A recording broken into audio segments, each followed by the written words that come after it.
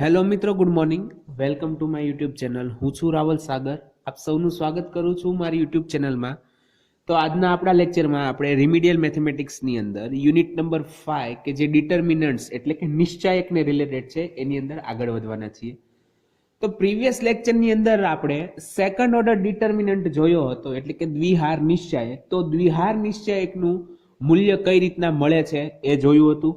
ત્યારબાદ એની આપણે બે પ્રોપર્ટી જોઈ હતી કે જ્યારે કોઈ પણ નિશ્ચાયકની અંદર, કોઈ પણ દ્વિહાર નિશ્ચાયકની અંદર કોઈ પણ એક રો અથવા કોલમના બધા જ ઘટકો 0 હોય, બધા જ ઘટકો 0 હોય તો એવા નિશ્ચાયકનું મૂલ્ય આપણને કેટલું મળે છે? 0 મળે છે. બરોબર છે.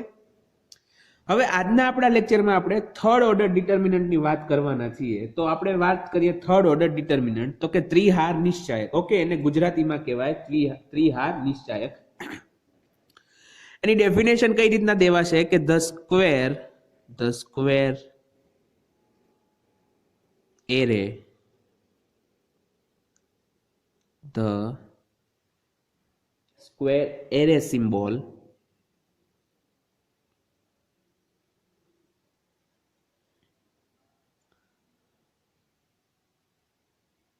A1, B1, C1, A2, B2, C2, A3, B3, C3.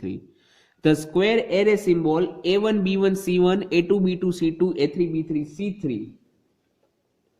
of 9 numbers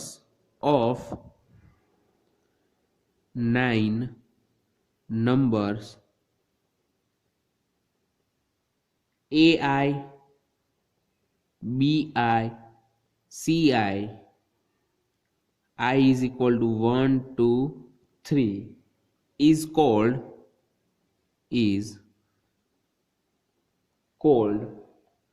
a determinant, is called a determinant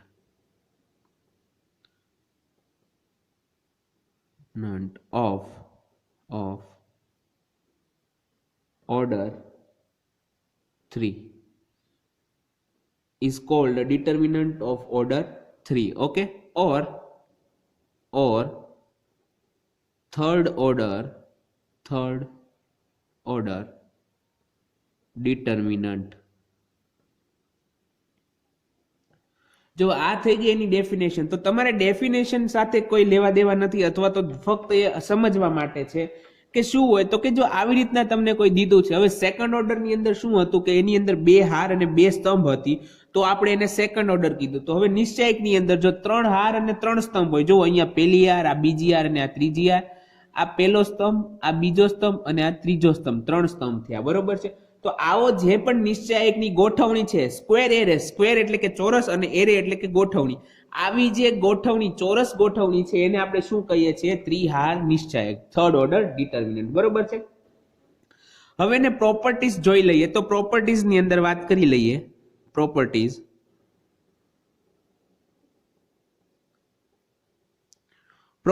ની અંદર ફર્સ્ટ પ્રોપર્ટી છે, there are 9 elements, there are 9 elements AI, BI, CI, I is equal to 1, 2, 3. Okay, there are 9 elements AI, BI અને CI. તો તમે જોઈ શકો છો અહીંયા કેટલા એલિમેન્ટ દીધા છે? તો કે 1, 2, 3, 4, 5, 6, 7, 8, 9 એટલે કે 9 એલિમેન્ટ છે. તો there are 9 elements. ઓકે, ત્યારબાદ સેકન્ડ પ્રોપર્ટી છે, there are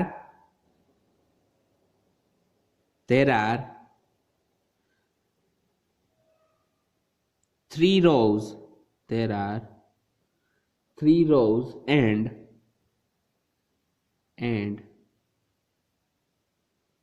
3 columns. There are 3 rows and 3 columns. તો જો એની અંદર હાર અને સ્તંભ કેટલી છે? રોઝ એટલે કે હાર અને સ્તંભ એટલે કે કોલમ. તો હાર કેટલી છે? તો કે આ પહેલી હાર, ત્યારબાદ આ બીજી હાર અને આ ત્રીજી હાર એટલે કે 3 હાર થઈ. ત્યારબાદ આ પહેલો કોલમ, આ બીજો કોલમ અને આ ત્રીજો કોલમ એટલે કે 3 કોલમ થઈ. બરોબર છે.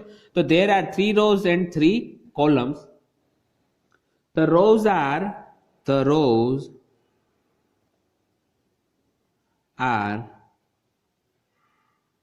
denoted by R1, R2, R1, R2, R3 and the columns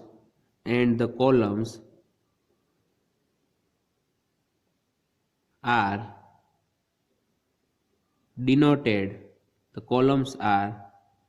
denoted by C1, C2, C3. Okay, તો આપણે રો જે છે એને R1, R2 અને R3 દ્વારા દર્શાવશું, જ્યારે કોલમને C1, C2 અને C3 દ્વારા દર્શાવશું. હવે જો R1 કીધા છે તો આ થઈ ગઈ આપણી R1, આ થઈ ગઈ R2, એટલે અહીંયા લખું છું R1, ત્યારબાદ R2 અને આ છે R3. તો સિમિલરલી અહીંયા કોલમ 1 એટલે C1, કોલમ 2 એટલે કે C2 અને કોલમ 3 એટલે કે C3. તો જુઓ A1, B1 અને C1 જે છે એ R1 રો 1 ના એલિમેન્ટ છે, A2, B2 અને C2 R2 એટલે કે રો 2 ના એલિમેન્ટ છે, A3, B3 અને C3 એ રો 3 ના એલિમેન્ટ છે. બરોબર છે.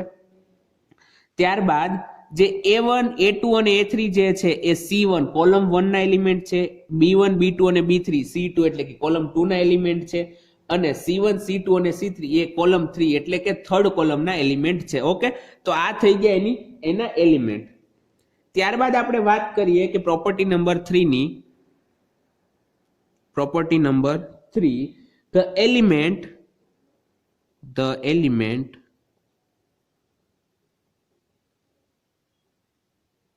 common to the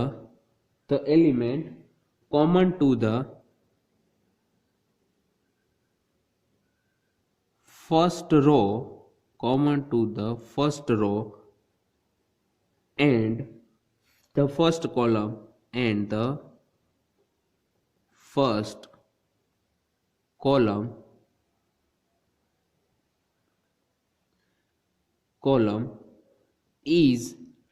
column is A1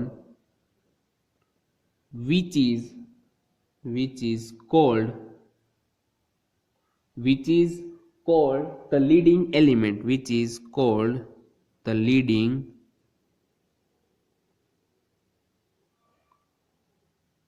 element, okay, તો શું કીધું છે જુઓ કે the element common to the first row and the first column is A1 which is called the leading element. એટલે કે આ જે પેલી હાર એનો અને પેલા કોલમનો જે કોમન ઘટક છે, તો જુઓ અહીંયા પેલી હારમાં ઘટક કોણ છે? A1, B1 અને C1. પેલા કોલમમાં ઘટક કોણ છે? તો કે A1, A2 અને A3. તો બંનેનો કોમન ઘટક કોણ છે? તો બંનેનો કોમન ઘટક આપણને મળે છે A1. જો A1 આપણને કોમન ઘટક મળ્યો, તો A1 છે એ કોમન ઘટક છે, તો એ A1 ને શું કહેવામાં આવે છે? એને કહેવામાં આવે છે લીડિંગ એલિમેન્ટ. ઓકે, મુખ્ય ઘટક તરીકે એને ઓળખવામાં આવે છે. એ વસ્તુ તમારે યાદ રાખવાની છે. ત્યારબાદ આપણે વાત કરશું એમાં ડાયાગોનલ એટલે કે વિકર્ણની, કે a diagonal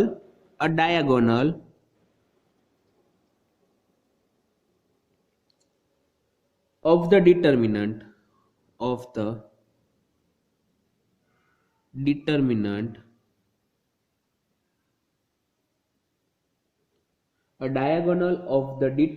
passing through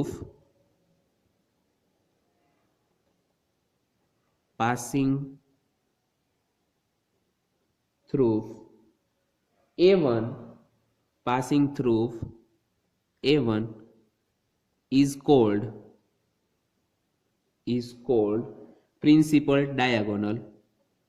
is called principal diagonal. A diagonal of the determinant passing through A1 is called a principal diagonal. તો તમે અહીંયા જુઓ કે આ A1 છે, તો હવે જેમ ચોરસની અંદર આપણને બે વિકર્ણ મળે, બરોબર છે? સપોઝ કે હું અહીંયા એક ચોરસ દોરું છું, અહીંયા ધારો કે આ ચોરસ છે, તમારે એવું ધારવાનું છે કે આ ચોરસ છે. ઓકે, તો એક એનો વિકર્ણ આવી રીતના મળે અને બીજો વિકર્ણ આવી રીતના મળે. વિકર્ણ એટલે કે ડાયાગોનલ, બરોબર છે? આવી રીતના બે ડાયાગોનલ તમને મળી જાય છે. તો સેમ વે આપણી પાસે જ્યારે ડિટર્મિનન્ટ છે તો એ પણ એક ચોરસ આકૃતિ છે, ચોરસ એક આકૃતિ છે અથવા તો ચોરસ ગોઠવણી છે. તો ચોરસ ગોઠવણી હોવાથી એની અંદર આપણને વિકર્ણ ડાયાગોનલ મળવાનો છે. હવે ડાયાગોનલ તો જો કયો કયો મળશે, એક અહીંયા મળે છે આપણને ડાયાગોનલ A1 B2 અને C3 વાળો ડાયાગોનલ મળે છે, બરોબર. સિમિલરલી એક બીજો ડાયાગોનલ A3 B2 અને C1 માંથી મળે છે. ઓકે, આ બે ડાયાગોનલ મળે છે, પણ જે ડાયાગોનલ A1 માંથી પસાર થાય છે, મતલબ કે જે A1 B2 અને C3 વાળો જે ડાયાગોનલ છે એને કેવો કહેવાય, તો કે પ્રિન્સિપલ ડાયાગોનલ. તો એની ડેફિનેશન તમારે યાદ રાખવાની કે a diagonal passing through A1, જો A1 માંથી પાસ થાય છે ને A1 B2 C3, બરોબર, આવી રીતના પાસ થાય છે કે a diagonal passing through A1 is called principal diagonal. Okay, તો આ એની ડેફિનેશન હતી. ત્યારબાદ જો હજી એક બીજો ડાયાગોનલ છે કે જે A3 B2 અને C1 માંથી પસાર થાય છે, તો એને ખાલી જસ્ટ એવું કહેશું કે એને બીજો ડાયાગોનલ, બરોબર છે. તો એની ડેફિનેશન લખીએ કે the other diagonal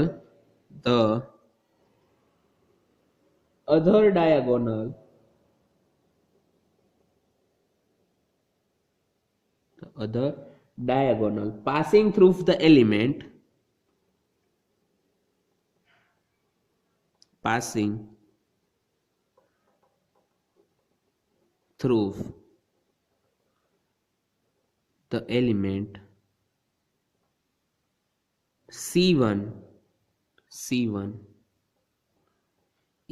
is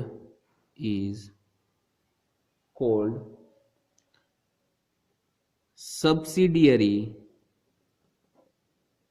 subsidiary diagonal. Okay, કે the other diagonal passing through the element C1 is called subsidiary diagonal. અથવા તો એવી રીતના યાદ રાખવાનું કે જે પ્રિન્સિપલ ડાયાગોનલ છે એની સિવાયનો જે બીજો ડાયાગોનલ આપણને મળે છે એને આપણે શું કહેવાનું છે, સબસિડિયરી ડાયાગોનલ. ઓકે, તો આ વાત થઈ ગઈ એની પ્રોપર્ટીઝની. તો આ ત્રણ હતી એની પ્રોપર્ટીઝ હતી. તો આપણે આ લેક્ચરની અંદર એની પ્રોપર્ટીઝ સુધી અહીંયા સુધી રાખીએ છીએ. હવે નેક્સ્ટ લેક્ચરની અંદર આપણે એનું આપેલો જે થર્ડ ઓર્ડર ડિટર્મિનન્ટ છે એનું મૂલ્ય કઈ રીતના મેળવવાનું અથવા તો એનું વિસ્તરણ, જો બે શબ્દ વાપરે છે, કાં તો તમને એવું કહેવામાં આવે કે find the value of given third order determinant, એટલે કે આપેલા ત્રિહાર નિશ્ચયકનું મૂલ્ય મેળવો, અથવા તમને એવું કહેવામાં આવશે કે find the expansion of given third order determinant. Okay, તો એનો મતલબ એવું થાય કે આપેલા ત્રિહાર નિશ્ચયકનું વિસ્તરણ કરો. તમને વિસ્તરણ કહેવામાં આવે કે તમને મૂલ્ય ફાઇન્ડ કરવામાં, મૂલ્ય શોધવામાં કહેવામાં આવે, બંનેનો મિનિંગ એક જ થાય છે અને એ આપણે નેક્સ્ટ લેક્ચરની અંદર જોવાના છીએ. ઓકે, તો આઈ હોપ કે તમને થર્ડ ઓર્ડર ડિટર્મિનન્ટ કઈ રીતના છે, એ શું છે, કેવી ગોઠવણી છે, એની અંદર કેટલા ઘટકો છે, કેટલી રો એટલે કે કેટલી હાર છે, કેટલી કોલમ એટલે કે કેટલા સ્તંભ છે, એના ડાયાગોનલ ને કઈ રીતના નામ દેવામાં આવે છે, પ્રિન્સિપલ અને ડાયાગોનલ, સબસિડરી ડાયાગોનલ. ઓકે, તો આ બધાનો ખ્યાલ આવી ગયો હશે. તો હવે આપણે મળશું નેક્સ્ટ ટાઈમ. ત્યાં સુધી ગુડ બાય, ઘરે રહો, સુરક્ષિત રહો.